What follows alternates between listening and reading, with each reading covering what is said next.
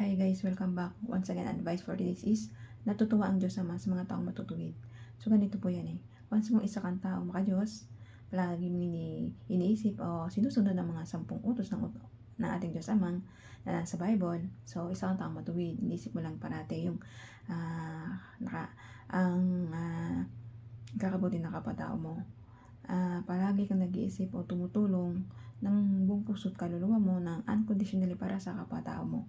Ito kasi mga tao tumututuwid na to, palagi lang silang nag-iisip ng tama ng ikabubuti ng kapatao at parati silang nagdarasal at para hindi sila matukso ng demonyo.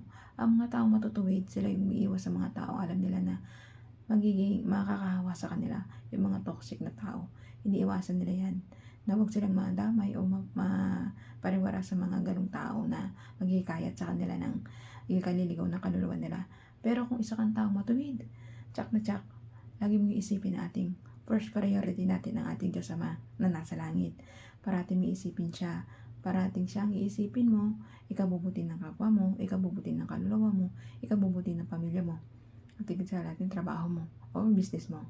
Lagi po natin first priority ang ating Diyos Ama para makapag-isip tayo ng matuwid. Kasi natutuwa ang ating Diyos Ama pag ang taong matuwid ay iniisip parati ang ikabubuti ng kapwa-tao niya at gumawa ito ng ikabubuti ng kapwa-tao niya. At gumagawa ka ng ikabubuti ng kapwa-tao mo. At higit sa lahat, naglilingkod ka sa ating Diyos Amang buhay na nasa langit. Once kasi isang tao naglilingkod sa kanyang Diyos Amang buhay na nasa langit at nag-iisip siya ng matuwid para sa kapwa-tao niya, lagi siyang gumagawa ng ikabubuti ng kapwa-tao niya, tumutulong siya, lagi siyang tumutulong sa kapwa niya na mapabuti ito, nag-iisip siya o lagi siyang gumagawa ng paraan para mapabuti yung kapwa-tao niya. Hindi siya nag-iisip ng ng masama para sa kapwa-tao niya. Puro lang kabutihan ang iniisip niya. Lagi siyang nagdarasal para gawin siya ng mga masasamang espiritu para hindi matukso ang kanyang isip at puso na gumawa ng kasamaan para sa kapwa-tao niya. So, lagi lang siyang nagdadasal. Ang mga taong matutuwid, parati silang nagdarasal. Hindi nila hinahayaan na matukso sila o magalit sila o mapuot sila. Kasi minsan di ba pag nagagalit tayo, napapasok na tayo na ng demonyo eh.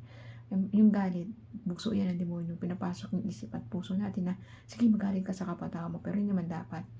Ang dapat po natin gawin, hawakan natin, pangunawa natin, kababaang loob, at unawain natin kapwa-tao natin kung bakit sila nagkakaganon. Siguro may mga may mga pinagdadaanan sila o problema silang malaki na hindi nila nakakayanan. Minsan, lagi lang tumatanim sa isip sa puso nila na hindi nila kaya. Pero kasi, nag-advise natin sila, yung mga kapwa-tao natin na magdasal parati para hindi sila matukso ng masamang mga demonyo, para layuan sila nun, at saka para maproteksyonan yung kaluluwa niya at saka yung isip at puso niya sa hindi siya gumawa ng masama para sa kapwa-tao niya. Ang isipin lang niya ay matuwid na landas at maayos na pag-iisip at matamang pag-iisip na isipin natin sa ating kapwa-tao, yung kabubuti ng kapwa-tao natin, para makatulong tayo ng maayos at makaservisyo tayo ng maayos para sa kapwa-tao natin at maglingkod sa ating Diyos sa buhay na nasa langit, na palagi magdasal at magsisinda kayo sa mga kasalanan nyo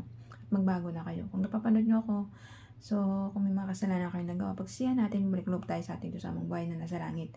Tsak na tsak, kaya kapin niya tayo ng buong puso't kaluluwa at papatawarin tayo ng kanyang Diyos anak sa ating mga kasalanan gawa. Kaya ang ating Diyos anak na si Jesus Christ na pinako sa krus para iligtas tayo mga kasalanan. Once na magsisika at bumalik sa loob sa ating Diyos Ama, Diyos Anak at Diyos Espiritu Santo, tsak na tsak, maliligtas ang kaluluwa mo, magbago ka, magsisika, maglingkod ka sa ating Diyos Ama at sa kapwa-tao natin. Magbibigay tayo ng tulong kahit konti ng buong puso at kaluluwa natin. Nataos puso sa puso yung pagtulong natin sa kapwa-tao natin. Kaya hanggang dito na lang baka advice. Ingat po tayong lahat and God bless.